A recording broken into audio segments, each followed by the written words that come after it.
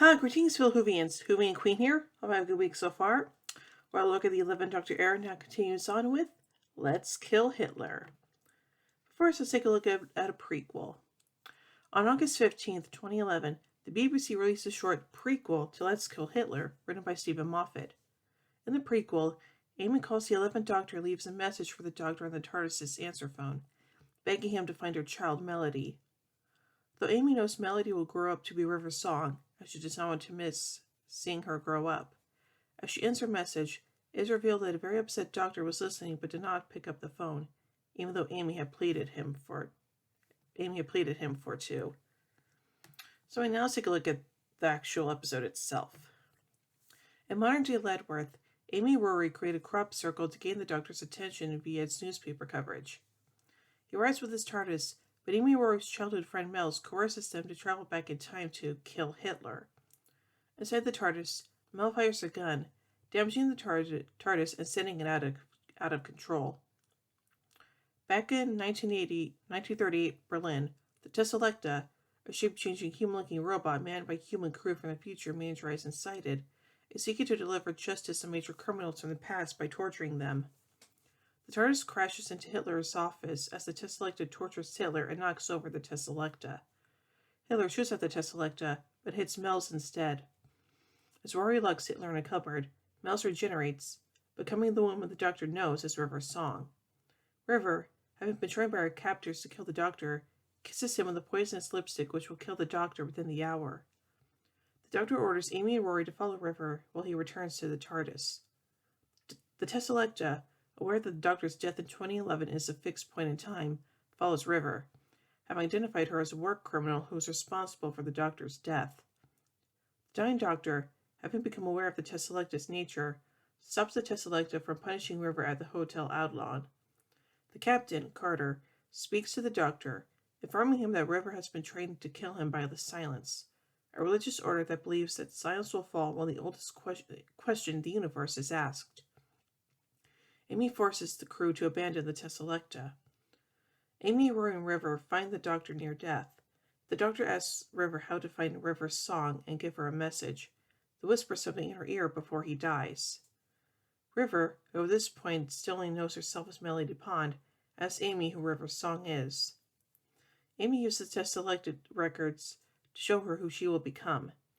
With this, River sacrifices her remaining regenerations to bring the Doctor back to life, and passes out.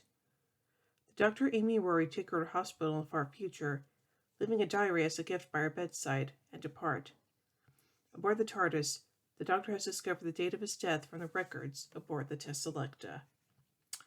So now let's take a look at some continuity surrounding this episode. This episode reveals the origins to several facets of the River Song character.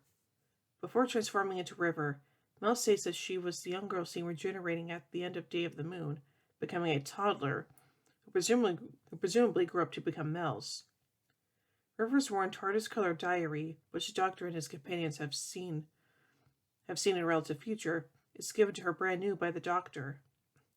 The Doctor introduces her to the concept of spoilers, seen originally in the Doctor story Signs of the Library and Force of the Dead, and becoming a virtual catchphrase for River.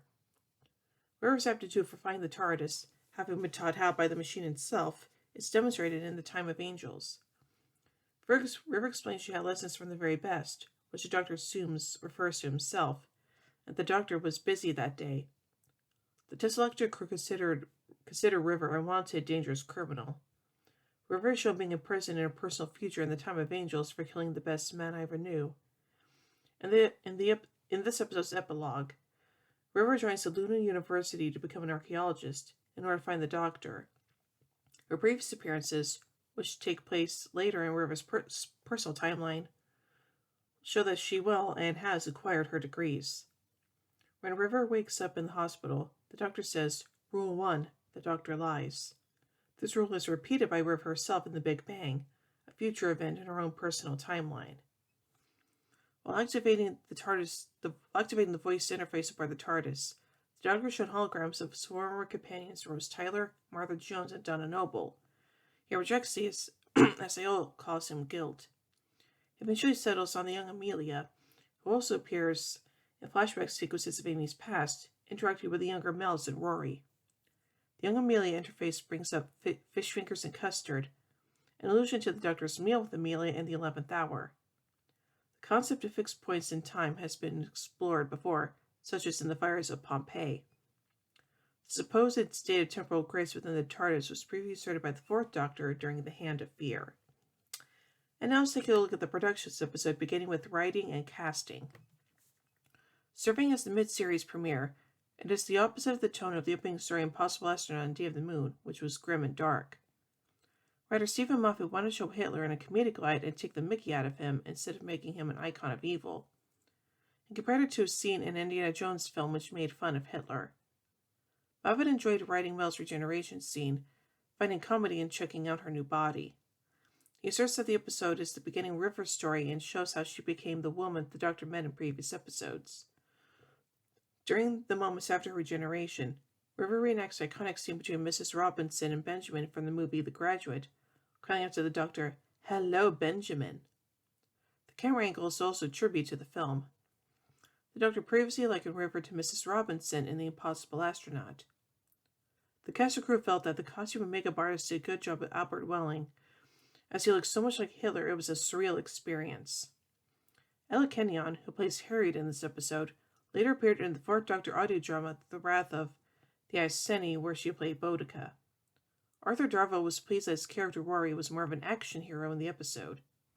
Before broadcast, actor Matt Smith stated it was, quote, maybe his favorite episode to date. It just rockets along.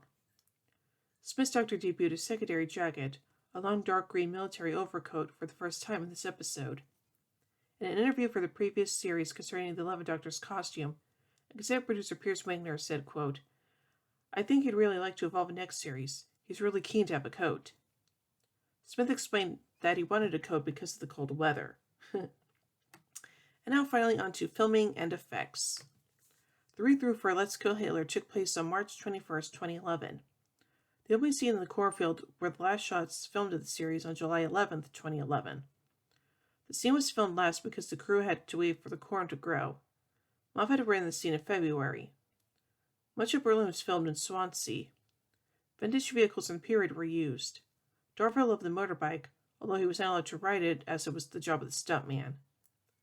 The Temple piece in Cardiff was used in the episode for the German dinner party, was also used for Karen Gillan's first Doctor Who appearance when she played Soothsayer in the fires of Pompeii. Smith, Gillan, and Darvill had previously filmed in the Temple of Peace for Cold Blood in the previous series. Hitler's office was one of the biggest sets that had been built for the show. Typically, it would have been filmed in a real building, but the TARDIS had to crash through the wall and thus the set had to be destroyed with an air cannon. The Large Hadron Collider in Switzerland was the inspiration for the design of the Tesselecta corridors. One scene involving the Tesselecta, disguised as a German soldier, chasing Amy Rory on motorcycles through Berlin, was cut from filming due to budget issues. AT&T, who wanted to advertise in the United States because of broadcast when advertised in the United States broadcast the episode on BBC America as a tie-in to their Rethink Possible slogan, brought the idea of using a motion comic to create a bridging scene within the advertising break where this scene would have been placed. AT&T and BBC America worked with Moffat and Sr. to create the 60-second scene, which was animated by Double Barrel Motion Labs. Nice. So far, I think this is a pretty enjoyable episode, and yeah, the fact that we learned that Mel's was over song, and River Song gave up her remaining regenerations to save the Doctor, I thought that was kind of sweet. So, yeah. So, overall, I give Let's Kill Hitler 4 sonic screwdrivers out of 5. And anyway, tune in next time as we take a look at Night Terrors. Well, hope you enjoyed the review. If you did, be sure to give it a thumbs up, share it around, hit subscribe, and don't forget to hit the bell icon to be notified about when I upload videos. And if you help support this channel, then be sure to check out my Patreon page. Link, as always, is in the description below. Anyway, until next time, this is Sophie and Queen saying, oh my giddy aunt! When I say run, run! I have a versibility in the neutron flow. Would you like a jelly baby? Fantastic! Allons-y! Geronimo! Bow ties are cool, fezzes are cool, and Stetsons are cool.